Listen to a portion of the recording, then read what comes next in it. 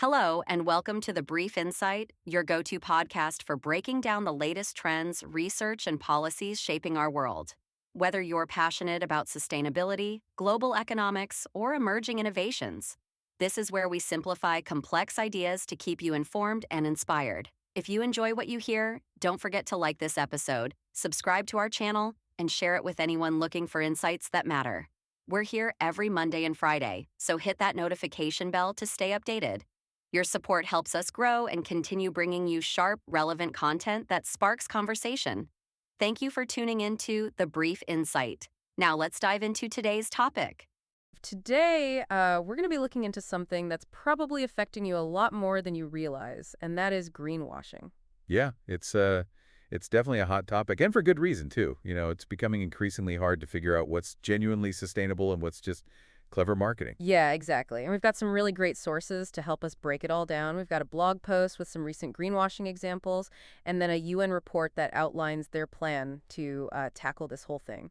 We also have a guide on how to actually spot greenwashing, and then we'll round it out with a deeper look into just how damaging this practice can really be. Yeah, by the end of this, you'll be able to spot greenwashing from a mile away, and you'll also understand why it's so important to actually call it out. I love it. All right, so first things first, what exactly is greenwashing? I mean, we've all heard the term, but how do we actually define it? It's essentially creating a misleading impression that you are environmentally responsible. So companies might focus on a small eco-friendly thing they do while downplaying their other practices that aren't so sustainable. Or they might use vague terms like natural or eco-friendly without any real backing to those claims. So it's kind of like perception versus reality, like putting a green filter on a company's image without actually changing their behavior. Exactly. And the term itself actually has a pretty interesting origin story. It goes back to the 80s when an environmentalist named Jay Westerfeld noticed that a resort in Samoa was urging guests to reuse towels to save the environment. But at the same time, they were expanding in ways that were harming the local ecosystem. It was a classic case of hypocrisy. Wow, talk about a disconnect. So it sounds like greenwashing has been around for a while, but it seems even more common now. Definitely. And what's really concerning is the impact it has on consumers, and the fight against climate change. Consumers are getting more and more skeptical of these environmental claims, which makes it harder for businesses that are genuinely sustainable to gain traction. And then on a larger scale, greenwashing creates this false sense of progress, which takes attention and resources away from real solutions. That's pretty scary. It's like we're all being played and the planet is the one paying the price. So let's get into some real-world examples to see how this actually plays out. We've got this blog post from IKEA that highlights 18 recent cases. It's pretty shocking how many big companies are doing this. It really is eye-opening. Maybe we could focus on a few that are really relevant to everyday life. Sounds good. Okay, this first one's wild. Remember when McDonald's made a big deal about switching to paper straws? It seemed like such a huge step towards sustainability. Oh yeah, the paper straws. It seemed like a good change at first, but But it turns out those paper straws weren't even recyclable, so they were cutting down trees to make straws that were just ending up in landfills anyway. And it gets worse. Some reports said the paper straws might have even contained forever chemicals, which could be really harmful to our health. it's a perfect example of focusing on one little green thing, but ignoring the bigger picture and maybe even adding in new risks. Speaking of misleading claims about protecting the environment, remember Anglian Water's ad campaign about how they're safeguarding our water? Yeah, and then they got fined millions for dumping sewage into rivers and the sea. They were trying to highlight their environmental initiatives while downplaying the bad stuff they were doing. It's like putting a Band-Aid on a huge wound. And here's another one that might hit home for anyone who's furnished their place with IKEA. It turns out some of their beechwood chairs were made with wood from illegally logged forests in Ukraine. These forests are home to endangered species, and illegal logging destroys their habitats and ecosystems. And what's worse is that the wood was actually certified by the Forest Stewardship Council. It really makes you wonder how effective some of these certifications really are when they're supposed to guarantee sustainability. It's hard to know who to trust. Okay, one more example before we move on. Ryanair. They had this whole campaign where they were calling themselves Europe's lowest emissions airline. Oh yeah, that one didn't go over well. The Advertising Standards Authority had to step in and ban the ads because they just weren't true. It seems like everyone wants to be on the sustainability bandwagon these days, even if they don't really have the right to be there. But what about organizations that are actually trying to make a difference? What is the UN doing about all of this? Well, the UN is really concerned about greenwashing because it undermines their efforts to address climate change.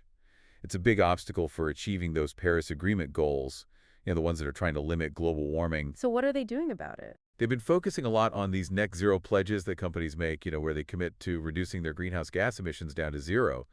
But there's a lot of room for greenwashing with these pledges because companies can make promises without actually having concrete plans. So how can the UN make sure those pledges are actually credible? They've created a high-level expert group to come up with stricter standards for these commitments. This group released a report called Integrity Matters, which outlines 10 recommendations for pledges that are actually credible and accountable. So it's not just about making a promise, it's about actually having a transparent and verifiable plan to make it happen. Okay, that makes sense. Integrity matters. I like that. But it's not just individual companies, right? What about entire industries that tend to greenwash? Absolutely. The UN has been zeroing in on sectors like energy and fashion, which have a huge impact on the environment and are often criticized for their sustainability practices. Let's start with energy. Why is that sector such a hotbed for greenwashing? The energy sector plays a critical role in moving towards a low-carbon economy. So there's a lot of pressure on those companies to seem green, especially as consumers become more aware of their impact. And it's not easy for consumers to figure out which energy suppliers are actually green. There's so many terms being thrown around: clean energy, green energy, renewable energy. It's confusing. Yeah, it can be a minefield. Think of it this way. Renewable energy is a really broad term that includes any energy source that replenishes naturally, like solar, wind, hydro, even biomass. Then green energy usually refers to energy sources that are renewable and have a minimal impact on the environment. So all green energy is renewable, but not all renewable energy is actually green. Exactly. Some renewable sources, like big hydroelectric dams or biomass, can have negative impacts on the environment. And then there's clean energy, which is usually energy that doesn't make greenhouse gases but might have other environmental impacts. Nuclear power is a good example. It's that they make carbon dioxide, but it creates radioactive waste. Okay, that's actually super helpful. So for someone in the UK who wants to find a truly green energy supplier, where should they start? It takes a little digging, but there are some resources that can help. For example, here in the UK, there are 4 suppliers that are considered to be 100% renewable: Pure Planet Ecotricity, Green Energy UK, and Good Energy. Good to know. Now, what about fashion? How does greenwashing show up there? The fashion industry has a big environmental footprint.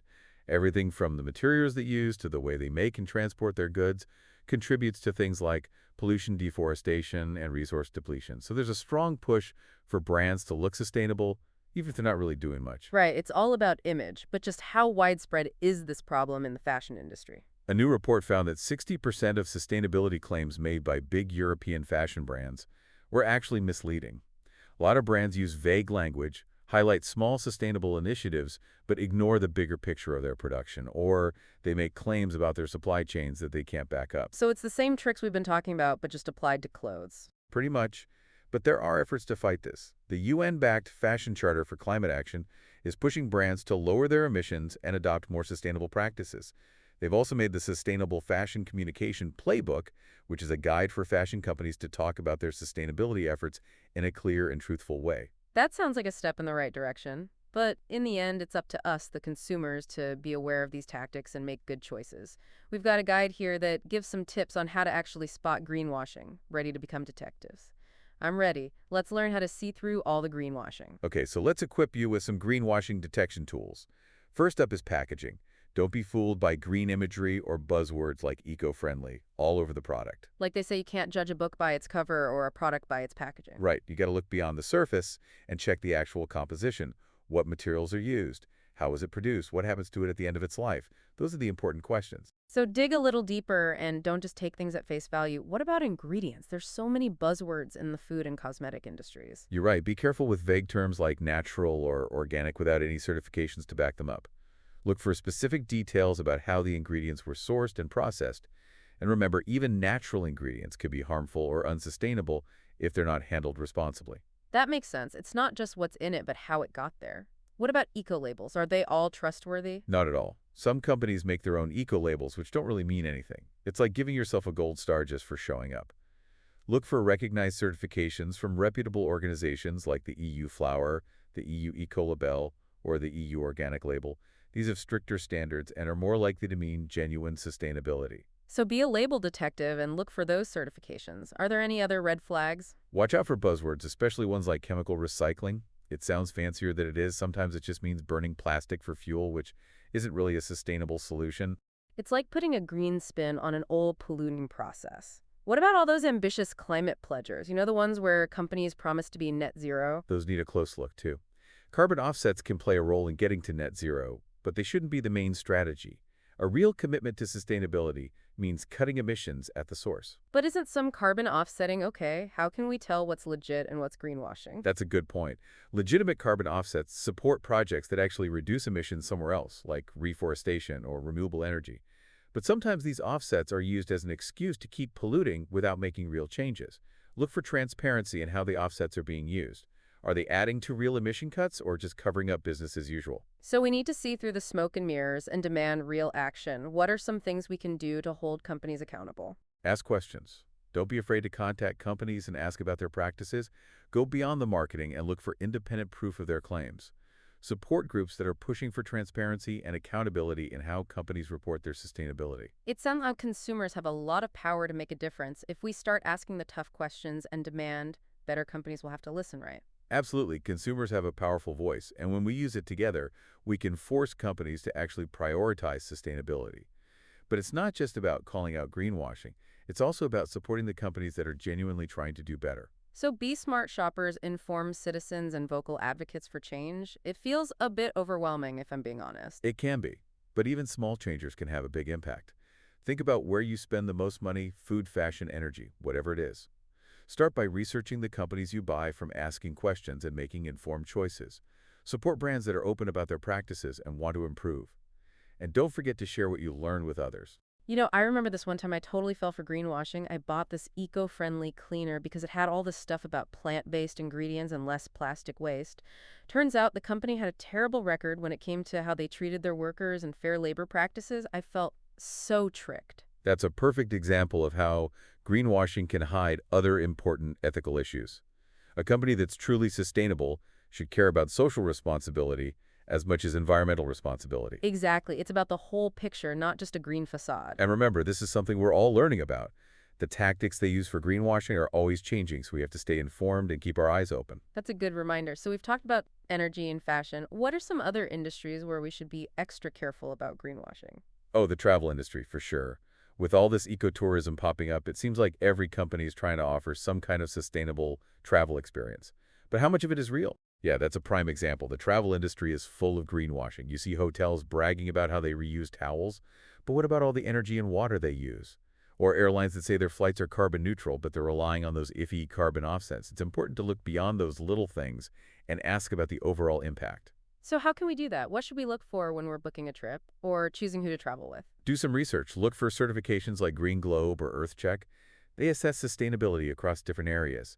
See if the company is transparent about their policies and what they're doing to be sustainable. Do they have a sustainability report or anything to back up their claims? And think about the type of trip you're taking. Are you staying at a small, locally owned place that supports the community, or a giant resort that uses a ton of resources? Those choices all matter. It's easy to feel like our choices don't make a difference, but if we all start being more conscious about it, it can add up, right? Absolutely. Every time you buy something, you're voting for the kind of world you want to live in. By supporting businesses that are truly committed to sustainability, we're saying that we care about the environment and social responsibility. And tell your friends and family about greenwashing. Share information and encourage them to make better choices. It's about working together, right? The more people who know about these tactics and demand better, the faster things will change. You got it. It's a movement, not just a one-time thing. We need to keep pushing companies, policymakers, and even ourselves to make sustainability a priority in everything we do. Well, I think we've covered a lot today. We talked about what greenwashing is, looked at some crazy examples, and learned some practical tips for spotting it. What are some key takeaways you hope our listeners will remember? I hope they remember that greenwashing is everywhere, but we can beat it.